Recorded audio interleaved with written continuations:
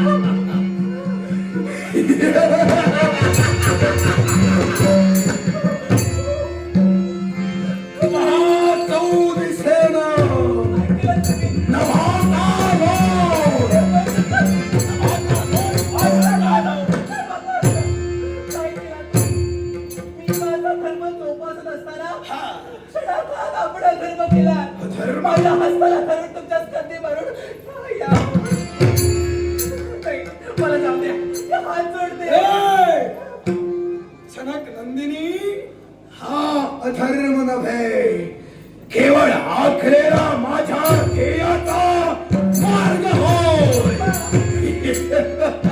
माझ्या बाबतीत तुम्ही हा विचार केला.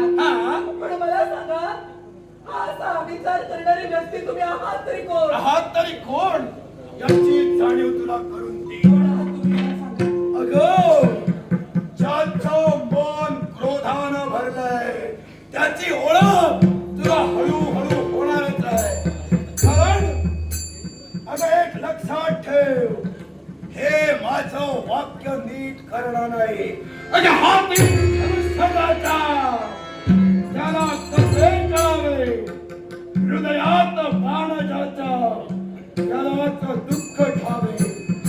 अगं वार करणाऱ्याला वेदना जात नसतात, पण ज्याच्या शरीरावर आघात होतो त्यालाच असंख्य वेदनांनी सामोरं जावं लागतं. पण पण त्यापेक्षा सुद्धा सत्य काय माहितीये का, माझं तुला हे रूप दिसताना विचार कर.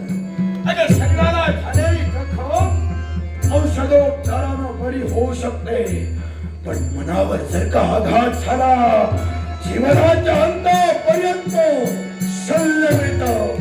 ते शल्य मला मिळालंय. पहा, घोड्याने खायचं नाही तुला.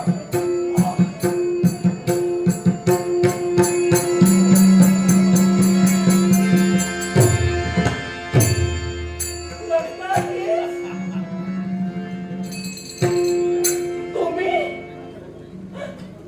होय, माझ्या लंका बाबतीत हे. विचार करणारी व्यक्ती, हा. प्रत्यक्ष लंकाधीश रावण. काय केलं तुम्ही? हे जनकनंदिनी, हे लंकाधीश, काय आज तुमचं दर्शन मला झालं. याच्याही अगोदर तुमचं दर्शन मला झालं होतं. हा मी पूर्णपणे तुम्हाला ओळखते. हा आपली योग्यता काय, आपली विद्वत्ता काय, आपलं महत्व काय आणि आपलं तत्व काय हे ही सीता पूर्णपणे जाणते. पण आजच्या दिवशी हे तुमचं मूर्तिमंत दर्शन माझ्या डोळ्यासमोर असल्यानंतर हा विचार आणि तो सुद्धा माझ्या बाबतीत काय असा अपराध माझा मला सांगा. कोण असा अपराध या स्त्रीनं केला, म्हणूनच तर अशी दुराचारी कृती एका तत्वनिष्ठ ब्राह्मणानं केली. अगं हे जनकनंदिनी, हा म्हणे तत्वनिष्ठ ब्राह्मण आहे. मी तत्वनिष्ठ ब्राह्मण. हा लंकाधीश रावण केव्हा अधर्मानं चालला नाही. पण जर का आज माझा मार्ग कुठंतरी भटकतोय तर याला कारण सुद्धा आहे. कारण माझ्या या वाढत्या जखमेवर घाव घातलेला आहे. आणि त्याचा प्रतिशोध म्हणून मी सारं करतोय. प्रतिशोध? होय. कोणत्या गोष्टीचा प्रतिशोध? एकच. मला ऐकायचंय लंकाधीश. सांगेल. कोणत्या गोष्टीचा प्रतिशोधासाठी तुम्ही हा दुराचार केला? जनकनंदिनी, ऐक. अगं माझ्या कुळाला जर का गालबोट लागत असेल तर माझ्या कुळाला लागलेलं गालबोट फुसण्यासाठी हा लंकाधीश कुठल्याही थराला जाऊ शकतो. आणि आज माझ्याच प्रतिष्ठेला, माझ्या कुळाला कळंक होतोय. आणि म्हणूनच हे सारं कृत्य मी केलंय. तुमच्या कुलाला गालबोट होय. कुणी लागलं? एकच, तुझा पती परमेश्वर म्हणजे श्रीरामचंद्र आणि दुसरा म्हणजे त्याचा बंधू लक्ष्मण. काय? होय माझं सौभाग्य येणारे माझ्या सौमित्र भाऊजींनी होय.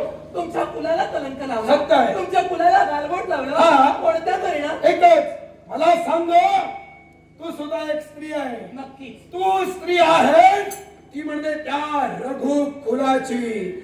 मग जर का रघु कुलाच्या स्त्रीचा जर अवमान झाला असेल तर तो रघु कुळाचा अवमान नव्हे का? नक्कीच आहे. मग तसंच माझ्याही बाबतीत घडलंय. आम्ही 4 भावंड, त्यातील माझी लाडकी बहीण म्हणजे ती शूर्पणखा.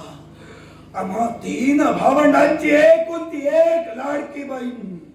पण काय केलं त्या सौमित्रानं? माझ्या लाडके बहिणीचं नाक आणि कान कापले गेले. आणि होय, हे जर का आमच्या कुळातील स्त्री सोबत होत असेल ना, मी सुद्धा ते दुःख काय असतं हे त्या राघवाला दाखविणार आहे. आणि म्हणूनच तुझं अपहरण मी केलंय. थांबा लंकाधी. हा? माझ्या सौभाग्य येणारे माझ्या सौमित्र भाऊजींनी तुमच्या कुलाला गालबोट लावलं असं तुम्ही म्हणाला. सत्य आहे. मी तर असं म्हणेन, काय? माझ्या अपतेष्टांनी तुमच्या कुलाला गालबोट लावण्यापेक्षा हा.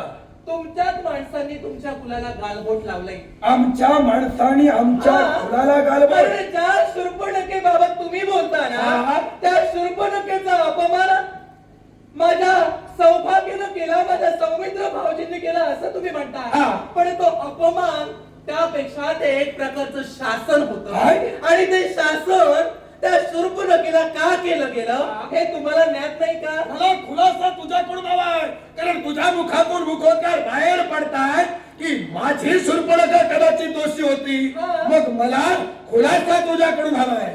मग मी तुम्हाला खुलासा देणार आहे. सांग. ज्या शूर्पणखेचा अवमान माझ्या सौभाग्यानं केला असं तुम्ही म्हणता, मुळात सर्वप्रथम शूर्पणखा ही ज्यावेळी पंचवटी पर्यंत आली ना, त्या शूर्पणखेनं काय केलं? माझ्या सौभाग्याला पाहिल्यानंतर तिच्या मनात वासना उत्पन्न झाली. वासनेनं मदान झालेली शूर्पणखा माझ्या सौभाग्याकडे भोग विलासी दृष्टीनं पाहू लागली. एवढंच नसून स्वतःच्या मनातली इच्छा पूर्ण करण्यासाठी शूर्पणखेनं माझ्या सौभाग्याला विचारणा केली की हे श्रीराम, माझ्या मनातली इच्छा तुम्ही पूर्ण करा. या सीतेसारख्या क्षुद्र स्त्री बरोबर संसार थाटण्यापेक्षा तुम्ही माझ्याशी विवाह करा. माझ्याशी विवाह करून सुखाचा संसार करा. माझी इच्छा पूर्ण करा, माझी वासना पूर्ण करा. मला सांगाव, पहिल्या प्रथम शूर्पणखेचं हे वक्तव्यच मुळात तुमच्या कुलाला डाग लावण्यासारखं आहे. असं मी का म्हणते? शूर्पणखा ही कोणी आपला स्त्री नव्हती. शूर्पणखा ही विवाहित स्त्री होती ना. सत्य आहे. बरोबर. तिचं लग्न झालेलं होतं. तिचा नवरा कोण? विद्युतजय. आणि तो मृत्युमुखी पावला हेही मला ज्ञात आहे. विद्युत जीवा हा त्याचा सौभाग्याचा धनी. त्या विद्युत जीवाला कोणी मारलं? तुझं पूर्ण कर, त्यावर मी सांगतो. मी तुम्हालाच विचारते. मला खुलासा जनकनंदिनी तुझ्याकडून हवाय. जाब मी तुला विचारला. मला प्रश्न नकोय, मला उत्तर हवंय, जाब हवाय. मी तुमच्या प्रश्नाचं उत्तरच देते. खुलासा करताना मी वरवर कधी खुलासा करणार नाही. मी मुळापासून टोकापर्यंत खुलासा करत जाणार आहे. याचं कारण असं, ज्या शूर्पणखेचा नवरा विद्युत जीवा याला कोणी मारलं? हे तुझ्या मध्ये बसे बसार मला सांग. मला ऐकायचं आहे. त्यावर जर ते योग्य असेल तर मी होकार देईन, नसेल तर नाही म्हणून सांग. मला जर माहिती नाही तर मी ते सांगते. हे बघ, तू कोण आहेस, कोणासमोर बोलतेस याचा फक्त विचार कर. कारण लंकाधीश रावण समोर उभा आहे. नक्की. माझ्या भगिनीचा नवरा कुणी मारला हे मला ज्ञात नसावं एवढा तरी मी अक्कलवटा नव्हे. आणि म्हणून प्रश्न विचारण्यापेक्षा जाब जो तुला विचारला मला पूर्ण कर. मी तुमच्या प्रश्नाचं उत्तर देणारच आहे हे हा. मी मग आज स्पष्ट केलंय. हा. पण मी तुम्हाला विचारते कारण मला पूर्णपणे भान आहे. हा. हा मी प्रश्न तुम्हालाच का विचारते, या प्रश्नाचं उत्तर तुमच्याचकडून मला का हवंय, हा. याला कारण काय आहे हे सुद्धा तुम्हाला ज्ञात आहे.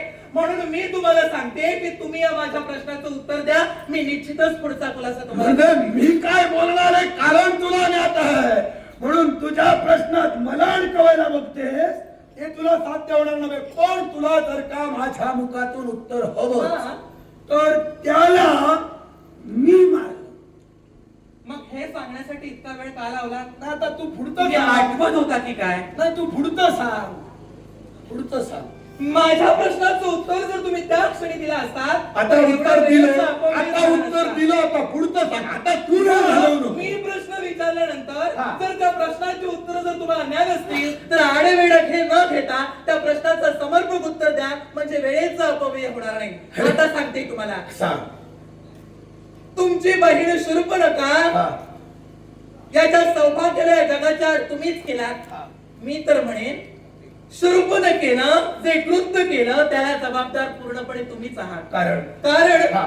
ऐन तारुण्याच्या उंबरठ्यावर असताना सुखासुखी संसार तिचा सुरू असताना हा. तिच्या नवऱ्याला तुम्ही मारला. हा. वैधव्याच्या पंक्तीला ती बसली.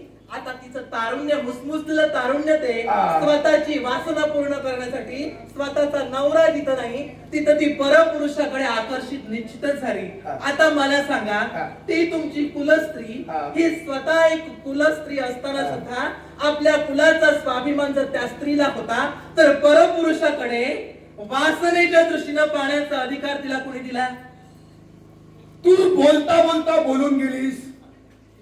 त्याला मी मारल्या कारणानं या साड्याला कारणीभूत म्हणेन मी. हा. मला सांग, समोर जर का कोणता योद्धा युद्धासाठी उभा असेल तर तो केवळ आपला शत्रूच संबोधावा. जर आता माझा भावाची जरी माझ्या समोर आला तरी तो माझा शत्रू म्हणून आला, त्याला मी मारिलो. आता दुसरी गोष्ट, तू बोलता बोलता बोलत आहेस की तिनं अपराध केला म्हणून तुझ्या प्रभूंनी हे सारं केलं, बरोबर? सांगते ना. हा, बोल. कारण त्या शूर्पणखेनं आसक्त भावनेनं प्रभू श्री रामांजवळ पाहिलं. स्वतःची इच्छा पूर्ण करण्यासाठी ती त्यांच्याजवळ सांगू लागली. कोणाकडे पण पाहिलं? काय? कोणाकडे पाहिलं? प्रभू श्री रामचंद्रांजवळ. हा, बोल. ऐकू येतं ना तुम्हाला? मला स्पष्ट ऐकू येते, तू बोल. प्रभू श्री रामचंद्रांजवळ त्यांनी इच्छा प्रदर्शित केली. हा. पण त्यानंतर प्रभू श्री रामचंद्र उत्तर दिले की हे स्त्री, मी अगोदरच विवाहबद्ध आहे. हा. ही सीता पण एक क्षुद्र स्त्री नाही तर माझ्या सौभाग्याची देवता माझी पत्नी आहे. तेव्हा मी तुझ्याशी लग्न करू शकत नाही, तेव्हा मी तुझा स्वीकार करू शकत नाही. मग माझ्या प्रभूंनी चूक केली का? पुढं बोल, पुढं बोल. तुझ्या प्रभूने चूक केली आणि ती काय सुद्धा तुला सांगणार, तू तुझं पूर्ण कर. मग माझे पती एकनिष्ठ एक पत्नी असताना स्वतःच्या मनाचा ठोस पुरावा त्यांनी दिलेला असताना त्यांनी त्यानंतर काय केलं तर आपला कनिष्ठ बंधू सौमित्र याच्याजवळ बोट दाखविला. कारण सौमित्र हा सुद्धा लग्न झालेला होता. अंगाची हळद वाळली न वाळली तोच सौमित्र आपल्या स्वतःच्या बंधूच्या सेवेसाठी स्वतःच्या पत्नीचा संसाराचा त्याग करून आमच्या वनवासी जीवनात आले. तेव्हा ते सुद्धा तरुण होते. मग एका तरुणाकडून जर तिची इच्छा पूर्ण होत असेल आणि जर त्याच्या मतानं होत असेल तर माझ्या प्रभू श्री रामचंद्रानं सौमित्राजवळ बोट दाखवलं आणि तुझ्या मनातली इच्छा माझ्या बंधूकडून पूर्ण करून घे असं शूर्पणखेला सांगितलं. शूर्पणखा सौमित्राजवळ गेली. जे प्रभू श्री रामचंद्रांना सांगितलं तेच त्यांना सांगितलं. पहिल्यांदा ती माझ्या प्रभू श्री रामांवर प्रेम करत होती. अगदी क्षणार्धात तिचं प्रेम बदललं आणि सौमित्र भाऊजींवर गेलं. म्हणजे क्षणाक्षणाला प्रेम बदलणारी तुमची ती स्त्री, तुमची बहीण ती शूर्पणखा. सौमित्र भाऊजींजवळ प्रेमाची याचना केल्यानंतर सौमित्र भाऊजी म्हणाले, मी तर माझ्या बंधूचा दास आहेस. तू जर माझ्याशी लग्न केलंस तर तू दासी होशील. माझ्यामुळे तुझ्या जीवनाची राख रांगोळी मला करायची नाही, तेव्हा मी तुझा स्वीकार करू शकत नाही. आता दोन्ही पुरुषांनी आपापली मतं पुढे करून स्वतःचा विरोध दर्शवला. तरी सुद्धा तुमची बहीण शूर्पणखा त्यांच्यावर जबरदस्ती करू लागली. हा सगळा अट्टहास तिच्या मते की तो माझ्यामुळे होतोय. कारण प्रभू श्री रामचंद्रांना माझ्यासारखी बायको असताना प्रभू श्री रामचंद्र तिचा स्वीकार करू शकत नाही. या सर्वस्वाला दोषी शूर्पणखेनं मला ठरवून त्या शूर्पणखेनं माझ्यावर झडप घातली, माझ्यावर प्राणघातक प्रसंग निर्माण केला. मग माझ्या सौभाग्याच्या घरानं आणि माझ्या सेवेचं प्रीत अंगीकृत केलेल्या सौमित्र भावजीनं तिला शासन म्हणून सौमित्र भावजींनी तिचे नाक आणि कान कापले. काय चुकलं त्यांचं? तुझा कशावरून संत मी मानावं? कारण अगं जर का माझ्या शत्रूला मारण्यासाठी मी तत्पर ठरलो असताना तुझ्या या कार्यात मला सुद्धा दोषी तू ठरविलोस. मग हे कशावरून तू सत्य सांगते? आणि दुसरी गोष्ट मला एक सांग, माझ्या गोष्टीवर तुमचा किती विश्वास आहे? मी किती खरं बोलते खोटं बोलते याच्यापेक्षा प्रत्यक्ष त्या प्रसंगाच्या वेळी मी तिथं उपस्थित होते. माझ्या उघड्या डोळ्यांनी तिथं जे काही घडलं ते मी पाहिलं आहे, म्हणून मी ठामपणे सांगते. अगं माझा विश्वास बसणारच नव्हे. अगं जर का माझा शत्रू मला हे आडेवेडे घेऊन जर समजावत असेल कसा विश्वास बसेल? आणि दुसरी गोष्ट तुमचा या दोषी कसा तो सांगतो. काय? मला सांग. हा राघव याचा पिता दशरथ सत्य आहे? नक्की. मग त्या दशरथ राजाचा अधिकार हा अयोध्येपुरता झाला. मग अयोध्येत जर का काही वावग घडत असेल तर राजा दशरथाला विचारलं जातं. मग जर का माझ्या राज्यात जर माझी भगिनी चुकत होती, तिचा भाऊ काय मेला होता? तुमचं राज्य होते ती, तुमचं राज्य होतं. माझ्या भगिनीला लंका कुठं आणि पंचवटी कुठं? दुसऱ्याच्या गोष्टीवर तुमचा अधिकार म्हणून सांगू नका. लंका आणि पंचवटी यातलं अंतर काय हे तुम्हाला सांगावं अशातला भाग नाही. तेव्हा मी तुम्हाला सांगते त्या पंचवटीवर तुमचा अधिकारच नाही. मग तुम्हाला का विचारणार आम्ही? हे बघ, माझ्या भगिनीला म्हणे वाईट कृत्य तुमच्या बाबतीत केलं. मग त्याला तिला शासन करण्यासाठी तिचा बंधू होता. तुम्हाला अधिकार कुणी दिला? विचारला केव्हा शासन करणार होता? ज्यावेळी एखाद्या जीवाचा जीव गेल्यानंतर तुम्ही शासन करणार का? शासन केल्यानंतर गेलेला जीव पुन्हा येणार होता का? जर त्यावेळी त्या शूर्पणखेनं माझ्यावर झडप घालून माझ्या जीवनाचा जर शेवट केला असता, त्यानंतर प्रभू श्री रामचंद्र तुम्हाला जाब विचारायला आले असते, त्यानंतर तुम्ही शासन घडवणार. म्हणजे एकाचा आधी जीव गेला आणि त्यानंतर तुम्ही क्षमा म्हणून येणार. ज्या अर्थानं ज्या गोष्टी माझ्या नजरेत मी ज्या खोट्या ठरविल्यात ना, त्या मी आता किती झालं तरी सत्य मानणारा नव्हे. मी जे ठरविलं ते केल्याशिवाय राहणार नव्हे. लंकाधीश, तुम्ही या गोष्टीवर सत्य मानाल की असत्य हा मुळे माझा अट्टहासच नाही. कारण तुम्ही ते सत्य मानू शकतच नाही. कारण त्या क्षणी तुमची बहीण तिथं होती, तुम्ही तिथं उपस्थित नव्हता. आता तुमच्या बहिणीनं येऊन आपलं कटू कारस्थान किंवा आपलं कपट लपवून आपली बाजू पुढे करून तुम्हाला काय सांगितलं हे आता आम्हाला तरी कसं कळलं? मला या क्षणाला एकच दिसतंय आणि ते कायच आहे. माझ्या कुळाला गालबोट लागलं कारण माझ्या कुळातील स्त्रीच्या शरीराची देहाची विटंबना झाली आणि ते गालबोट फुटण्यासाठी मी तुला मगाच म्हणालो. एक गोष्ट लक्षात ठेवा, तुमच्या कुळाच्या स्त्रीचा अपमान नाही तर ते मूर्तिमंत शासन होतं. आता स्त्री देहाची विटंबना असं जर तुम्ही म्हणत असाल आणि शूर्पणखेचं नाक का कापलं असा जर जाब तुम्ही मला विचारत असाल तर या गोष्टीचा खुलासा मी तुम्हाला करून देते. एका कुलाची कुलस्त्री हे आपल्या कुलाचं नाक असतं. मग मला सांग, ते तुमचं नाक जर असं वाह्यात गेलं तर ते नाक कापणार नाही तर काय तिची पूजा करणार? मग माझ्या कुलाचं नाक कापलं गेलं म्हणूनच आता मी इथं उभा राहिलो. आणि आता तुमच्या कुलाचं नाक सुद्धा तुमच्या कुलाला तळबोड तुमच्या भगिनीला लावलं, ते माझ्या प्रभूला लावलेलं नाही. त्याही पलीकडे जाऊन एकानं गाय मारली म्हणून दुसऱ्यानं वासरू मारू नये. प्रत्येक गोष्टीची शहानिशा करण्यापूर्वी जर माझ्या बाबतीत तुम्ही जर हा प्रसंग घडवसाल तर मी तर एकच म्हणेल, लंकाधीश रावण तुम्ही कोणी सर्वसामान्य नाही. वेद वक्ते ब्राह्मण आहात तुम्ही. शास्त्रांचा अभ्यास तुम्ही केलेला आहात. मला सांगा, तुम्ही जर धर्मशास्त्र जाणता, तुम्ही जर वेदाभ्यास जाणता. मला धर्म नकोट, माझं नाक कापलं ते मला होय. मी तुमचं नाक कापल्याशिवाय राहणार नाही. त्यामुळे धर्म मी सोडला असतो समोर, मला तुमचं नाक कापायचंच आहे. लंकाधीश रावण हा ज्या धर्माची पायमल्ली तुमच्यासारख्या एका ब्राह्मणानंच केली, हा. त्या ब्राह्मणाने मी आता धर्म सोडला म्हणून कधी सांगायचं नाही. हा हे पहा काय? यार, कारण ब्राह्मणांनी समाज हा घडवायचा असतो, तो कधी बिघडवायचा नसतो. अगं मग याचा ब्राह्मणाचा मी माझ्या धर्मासाठी शिकवलं. तर मी तर म्हणते, हा. तुम्ही ब्रह्मतत्वाला कलंक हा. आहात, तुम्ही तुमच्या ब्राह्मण वर्गाला कलंक हा. आहात. आणि ज्या ब्राह्मणानं स्वतःचा धर्म सोडला, चालेल. त्या ब्राह्मणाला ब्राह्मण म्हणून सांगू नये. मी माझ्या ब्राह्मणाला कलंक आहे असं म्हटलं तरी चालेल. चालेल. मी जे ठरवलं तेच करणार. हे मी लंकाधीश जे रावण, ठरवलं तेच करणार. तुला जे बोलायचं ते बोल. मी बोलते हे वाऱ्यावरचे बोल नाही. हा. मी बोलते कारण हा माझा निव्वळ अपेक्षा भंग झालेला हा. आहे. कारण ज्या लंकाधीश रावणाची प्रतिमा मला ज्ञात आहे, हा. ज्या लंकाधीश रावणाचं व्यक्तिमत्व या सीतेला ज्ञात आहे, त्या लंकाधीश रावणाच्या मुखातील हे शब्द ऐकला हा. आणि या त्याच्या अशा काहीतरी केलेल्या संघर्षाला प्रत्युत्तर देऊन स्वतःची मर्यादा सोडून माझ्या व्यक्तिमत्वाला मला अगं यार, रावणाला तू अजून ओळखलंच नाही.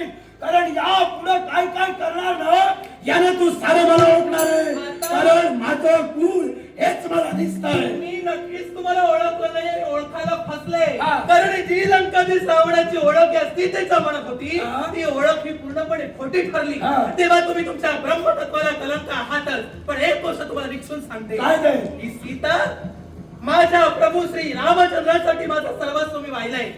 आज हा अट्टहास करून, हा दुराचार करून, माझं चौर्य कर्म करून तुम्ही नेता आहात.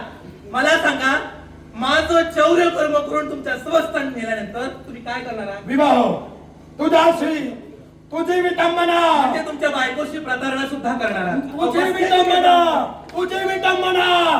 कारण माझ्या कुळाला जो कालबोट लागलाय ते पुसण्यासाठी मी कुठल्याही थराला जाईल. तुम्ही कुठल्याही तरी थराला गेला, हा. तुम्ही तुमच्या जीवाचा कितीही आकांत केला, हा. तुम्ही तुमचं तत्व सोडला, धर्म सोडला, वर्ण सोडला, काहीही केला तरी या स्थितीच्या केसाला सुद्धा धक्का तुम्ही लावू शकत नाही. मला सुद्धा ऐकाय, कोण मला अडवताय तो, ते माझं पाऊल उचललंय, मागं मी घेणार पण नाही. तो माझा परमेश्वर सर्व साक्षी आहे. हा.